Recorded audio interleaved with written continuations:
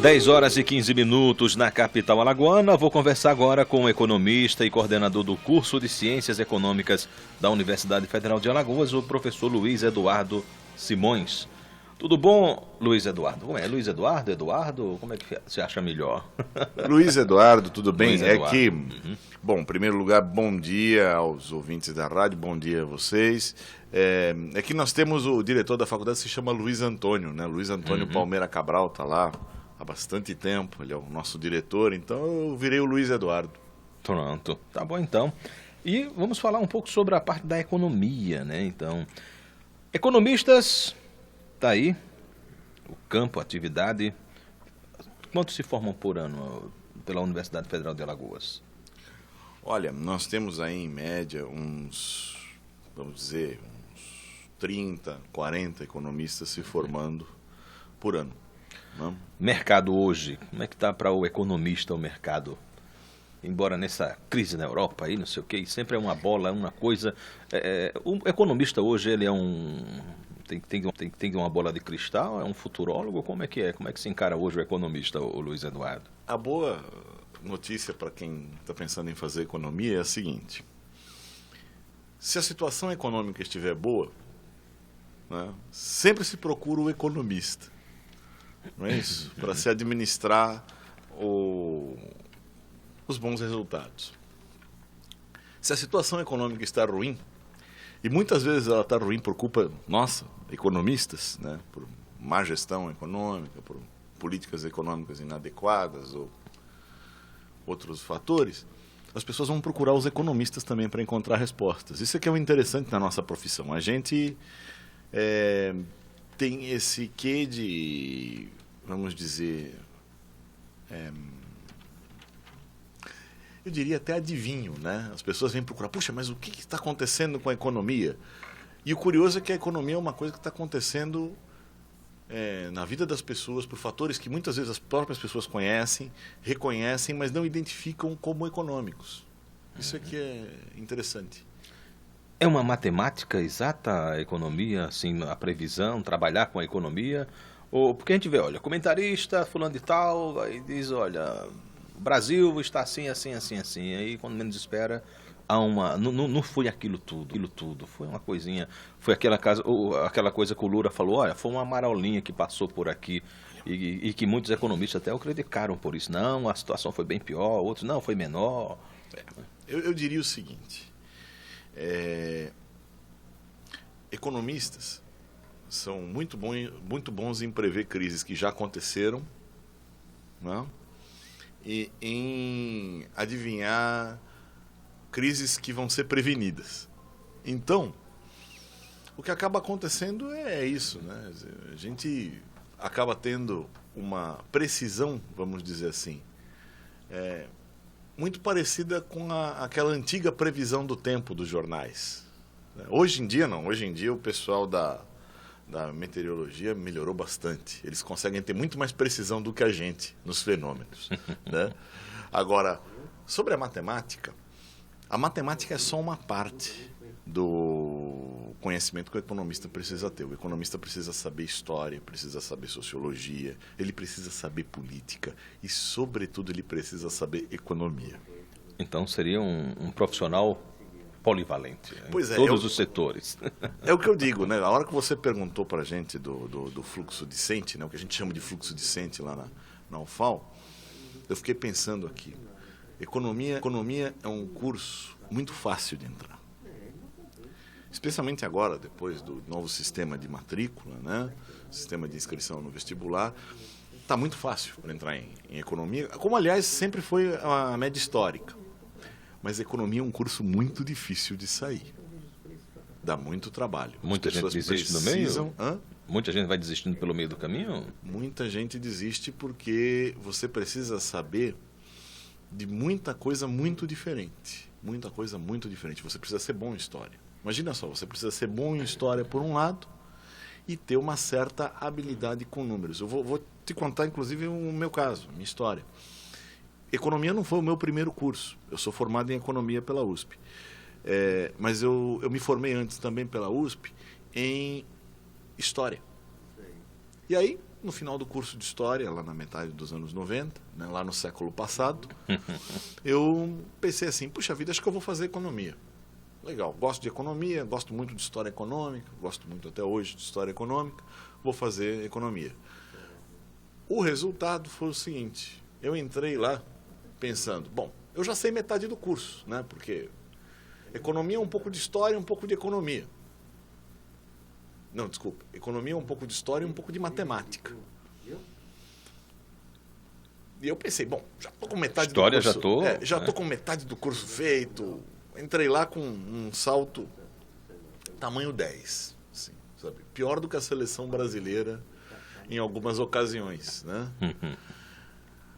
As matérias, os professores me fizeram ter um pouco mais de humildade. Eu percebi que eu precisei aprender matemática para valer. E eu precisei aprender também muita coisa. E é isso, eu sou muito grato aos meus professores do curso de economia. Muita coisa em sociologia, em história, muita coisa em teoria econômica. Existe uma parte da economia que você não pode classificar como história ou como matemática. Principalmente os teóricos, né? Sim. Um pouquinho que a gente sentou aqui conversando, mencionou, não esquecendo Marx, Kant, até mesmo Mao Tse Tung, né? Na China. Sim. E outros que vêm por aí. Eu também, eu me formei já em administração, só que eu não segui a carreira, né? E até eu disse, na minha época, quando chega alguém da área de administração e economia, eu disse, olha, quando eu estava estudando, o boom no período era o 5S, eu não sei se continua sendo, né? Não, nós também temos modas, e elas passam. Elas passam, elas vêm e vão, né? Teve a época do capital humano, né? Teve a época dos... Sempre existe uma terminologia de plantão, né, para o pessoal usar. Mas sobre os economistas, eu posso dizer uma coisa que é bem interessante. A maior parte dos economistas do pensamento econômico não são propriamente economistas. Não sei se você sabia disso. Nós temos, por exemplo, um primeiro grande economista que todo mundo lembra quando pensa em economia é o Adam Smith, né? Aquele economista escocês de Kirkcaldy, que escreveu A Riqueza das Nações. Ele não era economista. Ele era filósofo moral, especializado em moral, em ética. Curiosamente, né? Vamos ver, o antecessor dele, um proto-economista, vamos dizer assim, era um médico. Você sabia que nós temos muitos médicos que se aventuram na economia? O cara era cardiologista da Madame Pompadour, a cortesã francesa, era o Quesnay, autor do nosso primeiro fluxo de renda na história do pensamento econômico. A gente não pode classificar Marx só como um economista, ele foi muito mais um filósofo, né? E o próprio Keynes, que era formado em economia, era doutor em probabilidade, matemático, né? Então nós temos coisas fantásticas assim, no tocante à formação do economista, e eu acho que isso diz uma coisa sobre a economia, que é o fato de que, ao mesmo tempo que a economia é um campo do conhecimento que exige um conhecimento específico, exige um saber específico, ela também é aberta à participação de várias áreas do conhecimento. Nós temos muitos advogados que se aventuram pela economia, como, por exemplo, o Celso Furtado, que a gente conhece, né? Um famoso economista paraibano que desenvolveu a economia do desenvolvimento, né? Ele era advogado. Caio Prado Júnior era advogado também, outro famoso economista brasileiro. Roberto Simonsen era engenheiro, né? E foi ministro da Fazenda, se eu não me engano, inclusive. Né? Não, esse foi o Mário Henrique. O Mário Henrique Simonsen. Isso. O Mário, que também era engenheiro. Ele se aventurou pela economia como uma maneira de estender os exercícios de matemática que ele aprendia. Ele gostava muito de matemática e viu uma chance de estudar matemática aplicada muito mais na economia do que na engenharia, acabou indo para lá, né? Roberto Campos, por exemplo, que foi também ministro do Planejamento, era teólogo. Olha só isso. Né? Impressionante. Agora, nem toda situação que acontece em um país ela pode ser copiada para um outro. São vários fatores aí. Pronto, crise na Europa. A gente pode copiar o que é que está sendo feito na Europa aqui para o Brasil? Não. Não. Grécia, de maneira nada. alguma. São contextos sociais, contextos... Olha, eu diria que até a dotação de fatores produtivos é diferente, sabe? Desde os recursos naturais até os recursos humanos, passando, inclusive, pelo histórico, porque o histórico conta, né? Afinal de contas, quer ver um exemplo de que o histórico conta, até para o pessoal que não gosta muito de história dentro da economia? Se você acostuma uma população com um determinado tipo de política econômica, você vai ter uma resposta. Percebe? Por exemplo, nós somos uma população, eu e você que somos do século passado, né? Nós estamos acostumados com planos econômicos anti-inflacionários, não é isso? Era constante na época. A gente começa a ver preço no supermercado subindo e já começa a suar frio. Pois é. Agora olha só essa rapaziada que vem por aí desde então, né? Eles veem variações de preço no mercado, não se assustam tanto quanto a gente. Então, políticas econômicas terão um efeito diferente na resposta, tanto de nós, né, quanto deles. O efeito naquela época da inflação disparada, você comprava um produto 7 horas, 8 horas da manhã, se voltasse às 10 já não era aquele mesmo preço. Exatamente. Você não tinha só dia para ir ao supermercado no mês, que era logo no começo, depois que você recebia. Você tinha também hora. Era bom e cedo, antes que eles começassem a aumentar. E ir na frente do remarcador, né? Você olhava a maquininha, você já saía correndo pro... Suava frio. Exatamente. Certo, né? Agora, analisando a crise na Europa, e também pega um pouco aqui, alguns economistas culpam até mesmo o sistema social adotado lá, né? Principalmente na Grécia, em que a aposentadoria, atenção aos aposentados, se você olhar pelo lado social, a coisa é meio desumana, né? Olha, o aposentado não pode viver muito porque vai onerar o governo. Então, mas pelo lado matemático tem uma certa lógica. Nem tanto. Porque eu vou dizer uma coisa, quer ver? Se você for analisar só do ponto de vista da distribuição do orçamento, é uma questão de alocação de recursos. É uma questão de distribuição desses recursos. Agora, isso acontece muito por uma razão. Porque, normalmente, o pobre tem menos dinheiro para arranjar quem o defenda, não é isso? Do que o rico. Não?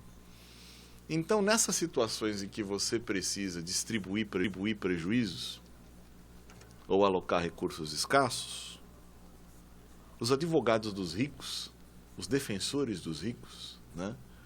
Os economistas que vão aparecer defendendo o ponto de vista dos ricos, daqueles que acumulam e concentram renda, vão trabalhar extensivamente, né?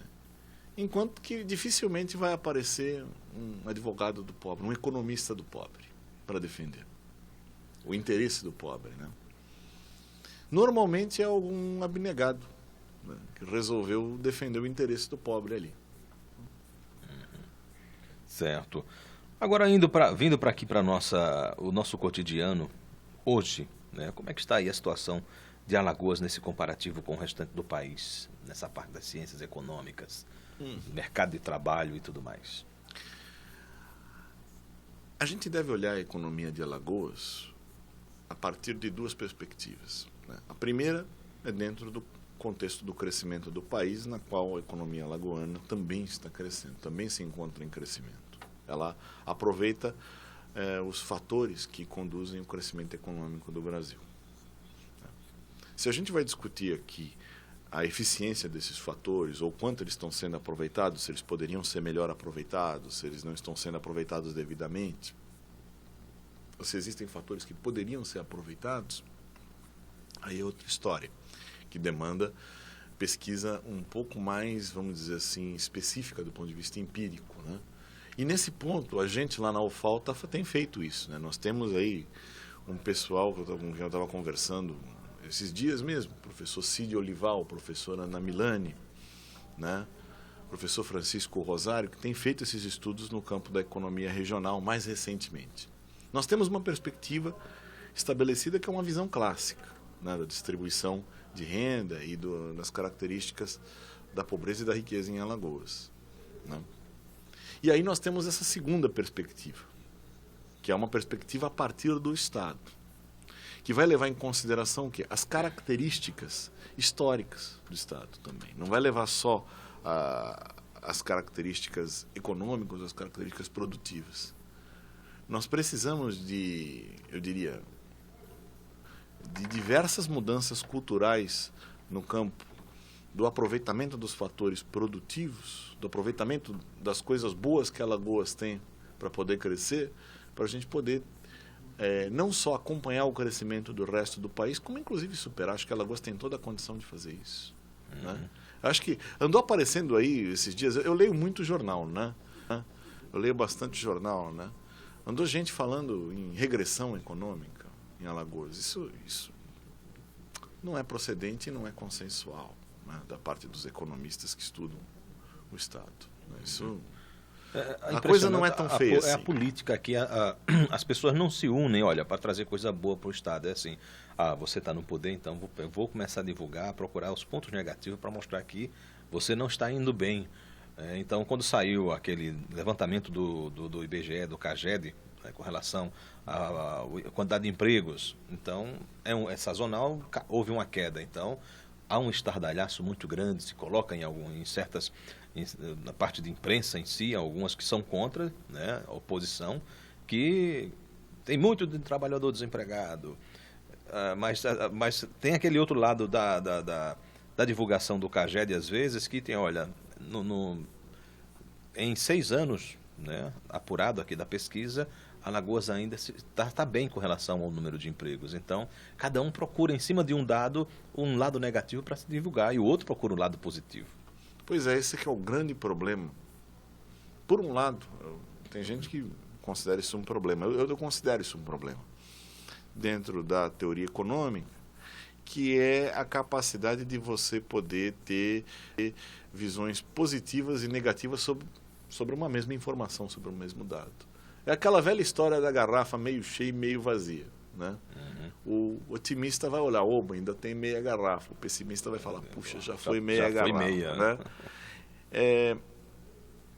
Além disso, né, eu acho que aí vai um pouco além da questão que a gente está discutindo, você tem o compromisso, que acredito eu, que se perdeu um pouco da parte dos economistas, no sentido de garantir o bem-estar, ou de fazer a sociedade caminhar para um bem-estar. Fazer a sociedade caminhar para um bem-estar, né? Eu acho que isso se perdeu um pouco em cima da questão de poder. Né? São as 3 coisas, né, que fazem o homem se perder, né? Poder, dinheiro e... Essa divulgação, assim, vamos dizer assim, olha, vem... como você falou, a gente veio do século passado em que existia aquele costume do aumento de preço constantemente, a inflação, né, solta. E aquilo é quando olha, vai aumentar a gasolina. Então, no meu consciente, já vai dizer, vem aumento de mais coisas por aí. Né? Sim. Nós já estamos bem treinados, eles treinaram a gente direitinho. Na turma nova, acho que isso nem pintou na cabeça. Não. Eles estão acostumados com uma moeda estável. Nós já vimos uma moeda virar... Nós já vimos várias moedas brasileiras, né? Já vi Cruzeiro, Real. Não, foi o Cruzeiro... Teve o Novo também, Real? Não, foi Cruzeiro Novo, não. Tivemos Cruzado. Cruzado, né? Novo Cruzado, Cruzeiro... Olha, nós tivemos de tudo. E o mais bonito, é que outro dia eu estava conversando também, são as notas. Nós tivemos notas lindas, né? A gente tem essa família do Real... Os colecionadores estão bem, né? Não, olha, tivemos o quê? Tivemos Juscelino numa nota de 100, lembra dessa? Lembro. Ela entrou bonita, valendo bastante. Saiu, não pagava um café. Mas nós tivemos Rui Barbosa, né? Hoje agora é a natureza, né? Hoje a fauna e a flora. Pois é, eles preferiram partir para o mundo animista. Né? É isso, aí eu fico preocupado assim, porque eu digo, olha, quem hoje está à frente das empresas, quem é comerciante, são pessoas que viveram aquela época. Sim. Então, se na minha cabeça diz, olha, vai aumentar a gasolina, automaticamente, eu como um diretor, um dono de uma empresa, digo, já vou aumentar os meus produtos, porque a gasolina vai aumentar o frete, né? Vem aumento de energia, eu vou também te aumentar o produto. Percebe o que eu quero dizer com aquele elemento de falar assim, que no fundo, as pessoas conhecem os fatores econômicos que vão interferir na vida econômica delas. Percebeu isso, ouvinte? Com certeza, né? Bem, um cenário aí econômico para o governo de Dilma.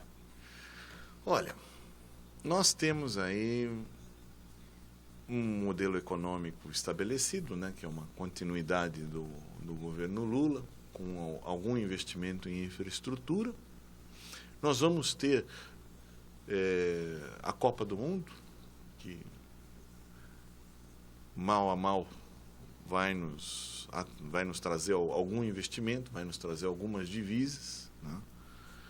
Só que a gente não pode esquecer também que a Grécia, alguns anos antes da crise dela, também teve uma Copa. Não, desculpe, também teve uma Olimpíada. Né?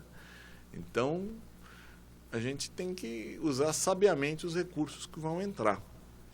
O Brasil tem uma série de gargalos. O Brasil é um país enorme, que felizmente está unido por um fator cultural muito importante, que é a nossa condição de brasileiros, né? O gaúcho reconhece o amazonense como um brasileiro. A gente tem essa unidade nacional, que é uma coisa muito bonita e foi historicamente construída, né? Agora, a gente precisa também aprender a fazer esse gigante se mexer, como a China fez, né? Também é outro país muito grande, uma nação enorme, maior do que o Brasil, e eles estão aí. Os Estados Unidos são um país grande que também aprendeu a se mexer. Só que eles usaram receitas desenvolvidas internamente. Eles acreditaram na capacidade de seus cidadãos. Eu acho que há necessidade do Brasil começar a acreditar na capacidade de seus cidadãos de resolver seus problemas, ao invés da gente tentar importar receitas de fora e de achar que o que vem de fora é melhor. Bem, com relação aí, a gente teve aí a redução do IPI, né, com a forma de incentivar a indústria e todo o entorno de indústria que vem seguindo a indústria automobilística.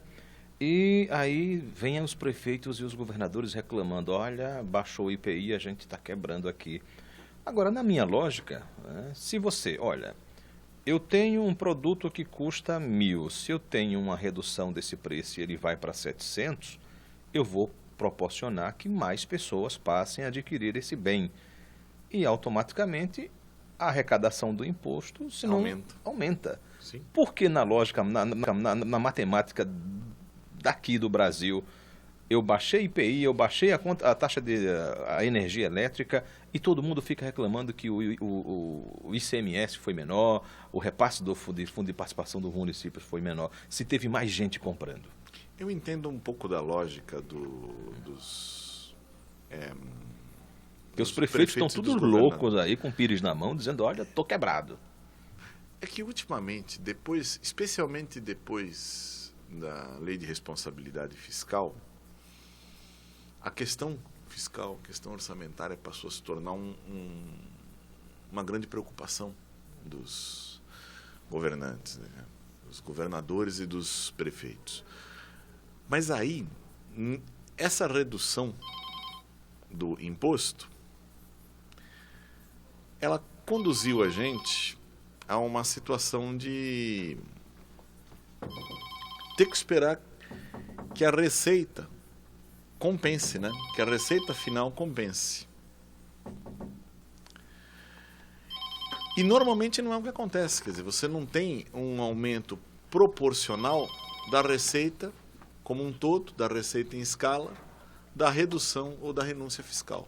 Você não tem isso. Eu costumo comparar isso com uma anedota futebolística, uma história, né? O pessoal fala que é uma história verídica da Copa de 58, né? Em que o técnico da seleção brasileira, aqueles gênios todos que a gente teve, estava demonstrando uma jogada de ataque no quadro negro, com giz, né? Luz e tal, falando, não, olha, fulano, você ataca por aqui. E o jogo do Brasil era com a Rússia, né? Depois de demonstrar toda a jogada de ataque, como fulano iria marcar o gol, como um atacante brasileiro iria marcar o gol, o Garrincha, levantou a mão e perguntou: ah, muito bom, professor. O senhor já combinou com os russos? Aí eu, combinar o quê? Não, eles precisam errar, né? Eles precisam furar o cruzamento que eu vou fazer. A gente precisa combinar com os russos. O pessoal precisa aproveitar a redução do IPI e comprar mais, né? Para a arrecadação subir no mesmo jeito, subir no mesmo nível. E perceba que tem aí também uma coisa muito importante. Quando você insere mais pessoas no mercado consumidor, quando você transforma mais, você coloca mais indivíduos entre os consumidores, ao mesmo tempo você também aumenta a demanda por serviços públicos, não é isso? Isso aumenta o gasto do governo também. Então o governo vai precisar arrecadar mais também. E eu acho também que tem uma coisa interessante sobre os impostos. Que perceba, eu e você pagamos impostos, certo? A gente não tem muito como escapar, não é isso? Já vem lá no olerite. Principalmente o imposto de renda. Você já olha o olerite ali e já vê. Antecipado. Opa, já fiz a minha parte. Né? Perceba, você reclama muito? Você reclama, mas você não reclama muito. Eu também, não, porque não tem muito o que reclamar. Agora, eu acho curioso que, dentre os principais insatisfeitos com os impostos, estão aqueles que menos pagam. Será que é porque eles querem pagar menos ainda e deixar mais pra gente? É isso?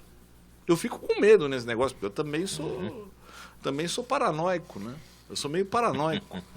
Porque eu vejo muita gente por aí reclamar os impostos, e o cara só nega imposto. Vende sem nota.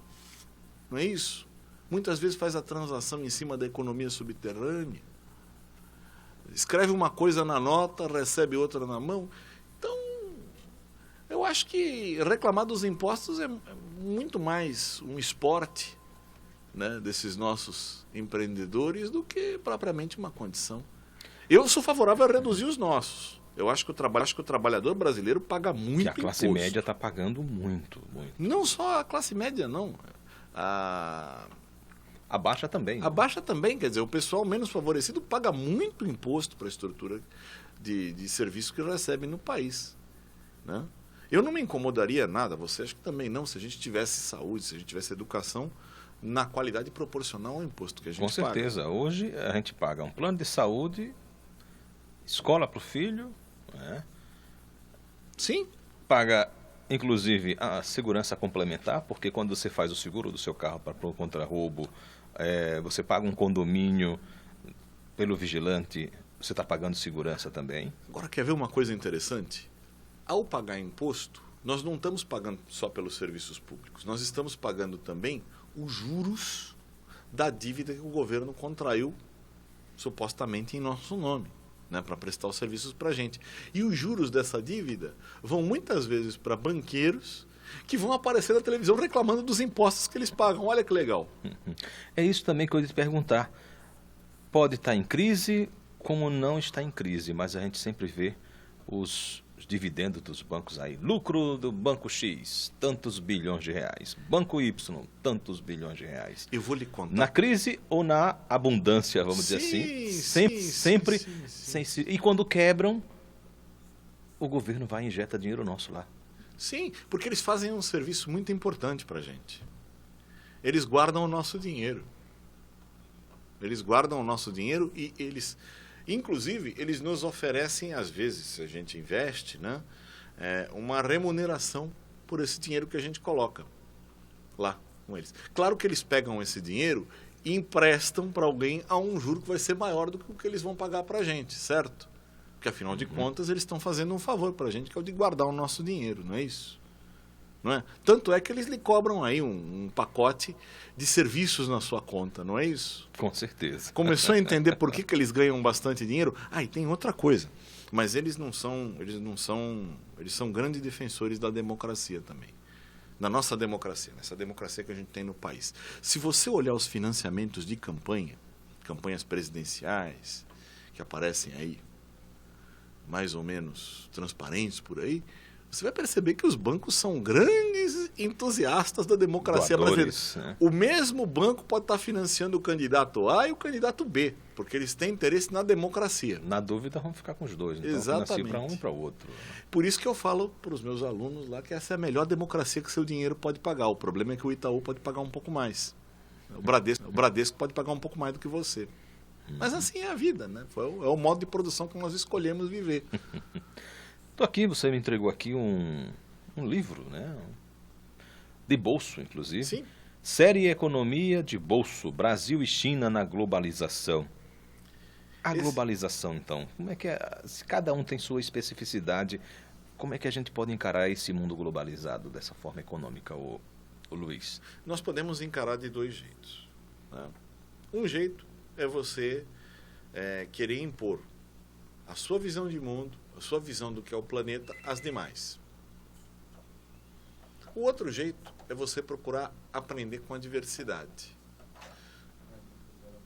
Vamos ver qual das duas vai sobreviver, né? Eu sou um grande partidário da segunda. Eu acho que eu sou daqueles professores que gostam muito mais de aprender com os alunos do que propriamente, né, de só transmitir o que você sabe. Uhum. Esse aqui, o Marcos Cordeiro, foi seu aluno? Sim. Né? Não, o Marcos Cordeiro Pires foi um colega meu. Né? Foi um colega meu. Na verdade, foi ele que escreveu o livro. Eu sou o organizador da coleção. Né? E a gente discutiu os aspectos desse livro.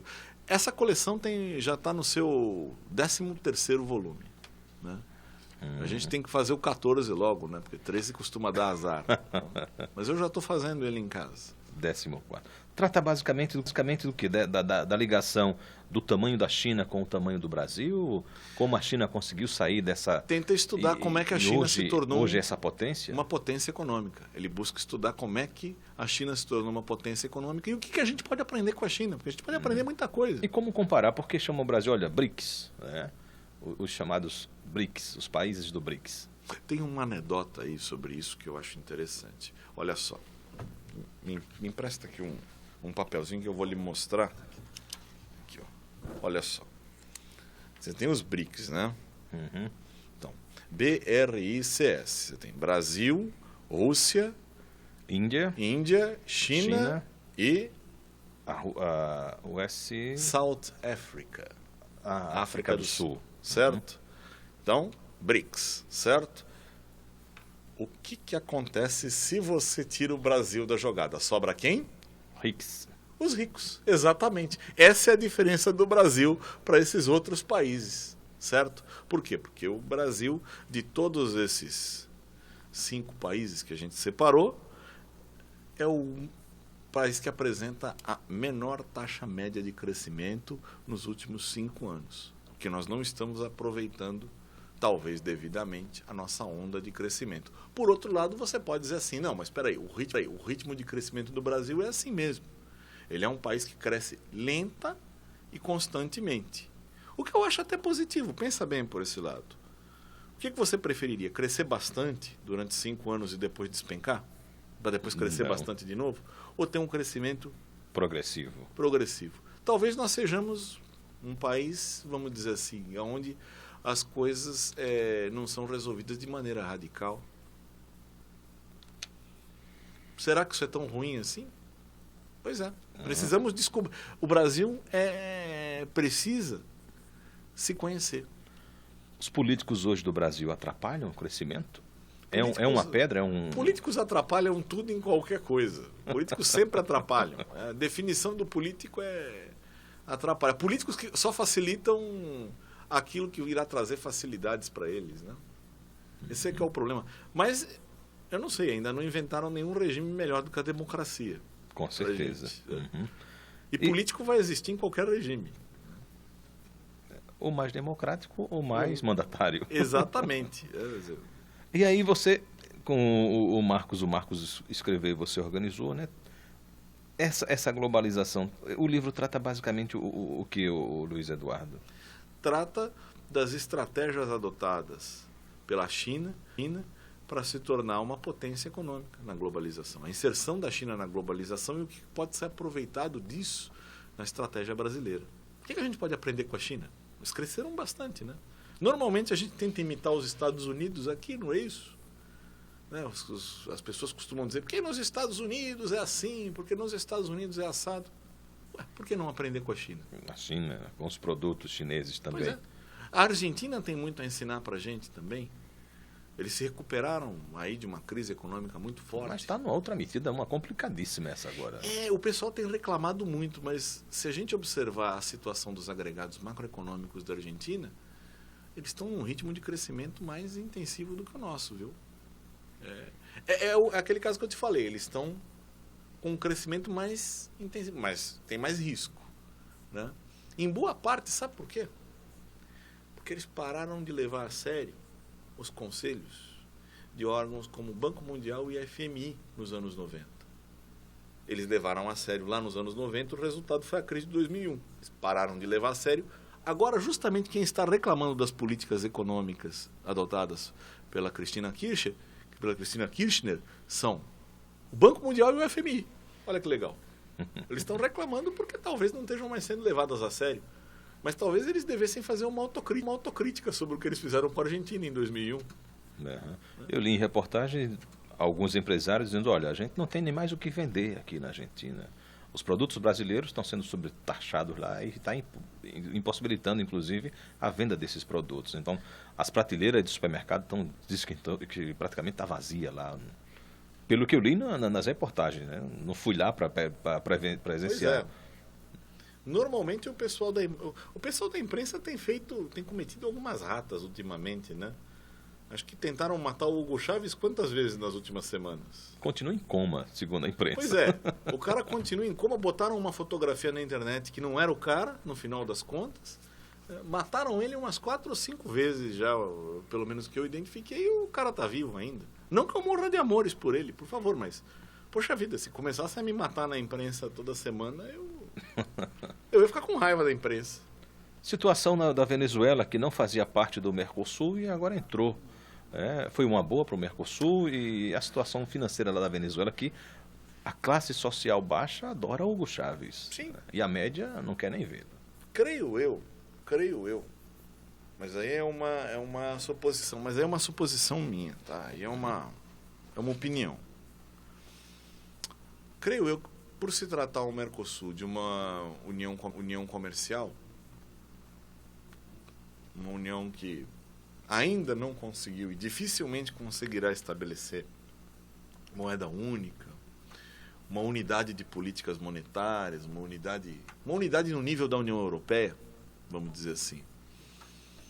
Eu acho que não devemos temer contágio de problemas econômicos da Venezuela, ou o Brasil contagiar a Venezuela com seus problemas econômicos. O fato, eu levanto ainda uma coisa, quer dizer, o fato dos empresários brasileiros não conseguirem vender para a Argentina é uma coisa positiva para eu e você como consumidores, sabia? Uhum. Sobra mais para a gente. Não tem aumento do produto aqui. Exatamente. Porque eles podem perfeitamente, se estiverem vendendo na Argentina, falar, olha, precisamos subir o preço aqui porque a demanda argentina ficou muito grande e tal. A lei da oferta e da procura. Pois é. Eles gostam de usar a lei da oferta e da procura quando favorece a eles, né? Agora, quando não favorece, eles pedem a intervenção do governo. Normalmente contra o nosso interesse. Uma outra reportagem que eu li também é que os carros, né, o mesmo modelo do Brasil, ele custa 3 vezes mais do que o mesmo modelo nos Estados Unidos e no Japão. Né? O porquê? Aí reclamam da carga tributária. E o governo disse, não é a carga tributária. Os fabricantes é que estão acostumados a ganhar muito aqui no Brasil. Exatamente. O carro brasileiro é um dos carros mais caros do mundo. O carro brasileiro é um dos carros mais caros do mundo. Nós somos campeões. Olha, você que está procurando motivos para se ufanar do Brasil, nós somos o maior juro do planeta. Já passamos a Turquia. Não tem mais Turquia. Somos o maior juro. Isso, bata no peito e diga, somos o maior juro do planeta. Somos também um dos carros mais caros do planeta. Certo? Isso é um país que foi construído com base em rodovias, viu? Então, nós somos um dos carros mais caros do planeta. Nosso carro popular custa o que custa o carro de luxo nos Estados Unidos, tá? Isso daí, eu estou citando o exemplo dos Estados Unidos porque, como você, eu também não quero ser acusado de ser um comunista safado. Então, eu vou dizer, olha, os Estados Unidos conseguem fazer um carro mais barato do que o nosso. Por que será? Se partir para o Japão, vai ser muito Sim, mais. porque será investimento em pesquisa e tecnologia, né?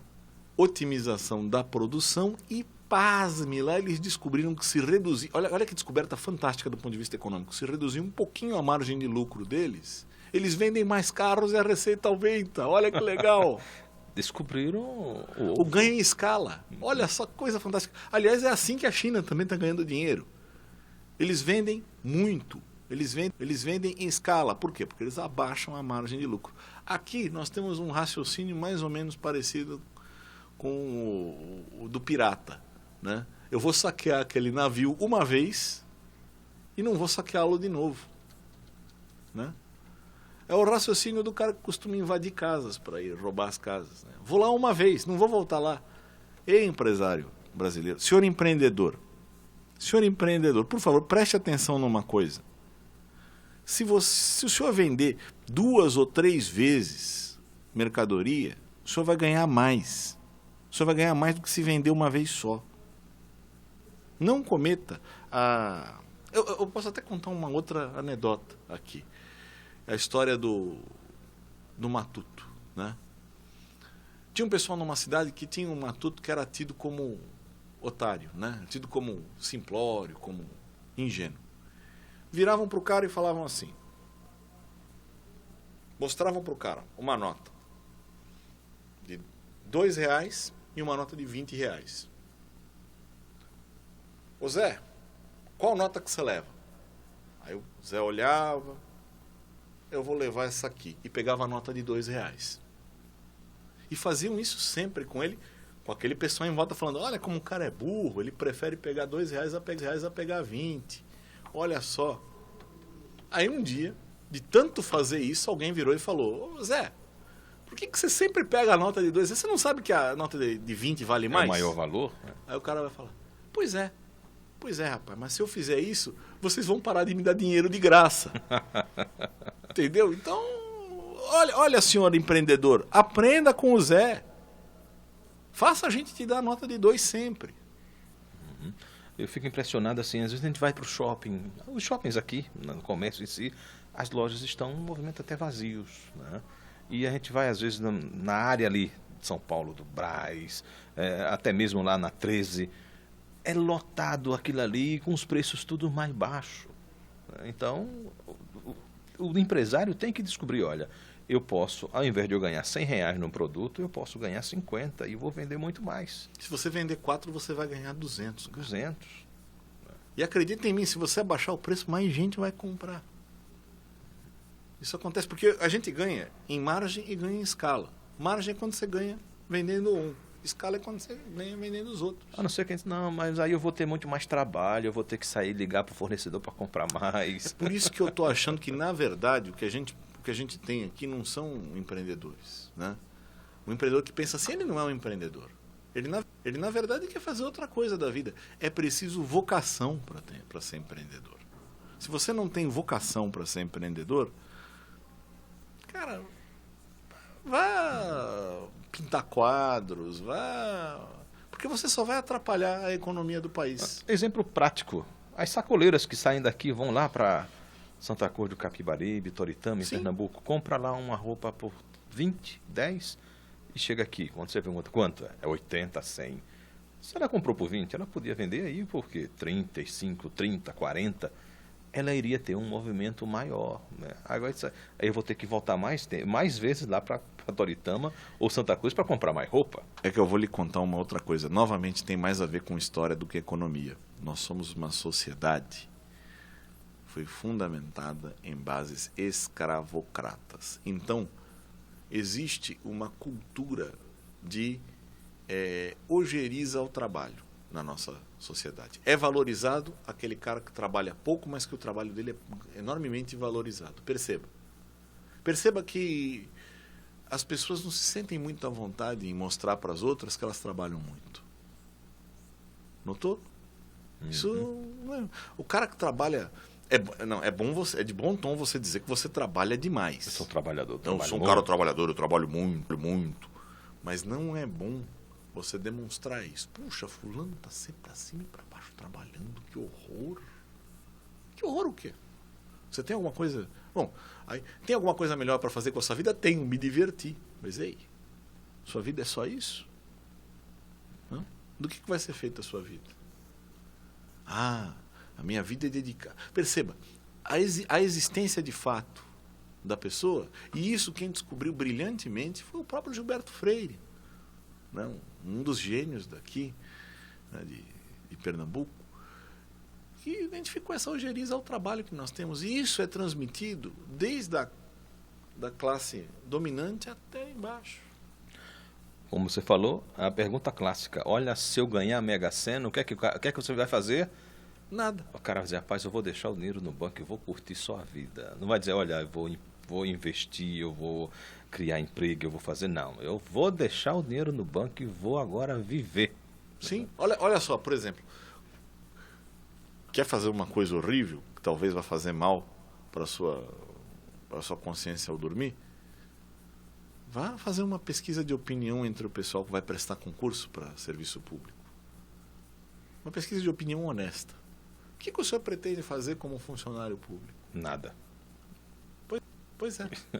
É o que eu bato aqui, né? Olha, quando você vai fazer o concurso, não, é a garantia no emprego, é a estabilidade. A estabilidade, eu quero Mas estabilidade. eu digo, olha, se você é um bom profissional, você também está garantindo na área, no setor O privado. bom trabalhador não é estável sempre, porque ele se torna imprescindível. Então, se o cara quer uma estabilidade, é porque... Mas aí o servidor público, ele quer ser servidor público, olha, final de semana vem aí, vem um feriadão. Isso, né? isso. Aí vai ter tem um feriado, carnaval vai acabar na quarta, aí não, eu vou acabar ele no domingo que vem, eu vou imprensar quinta e sexta. Pois pra é. Voltar a E trabalhar. ao mesmo tempo, o cara não percebe que fazendo isso, ele está ajudando a reproduzir um sistema que vai tornar a vida do filho, da neta dele, da sobrinha, da vizinha, dele pior. Ou melhor, a mesma coisa.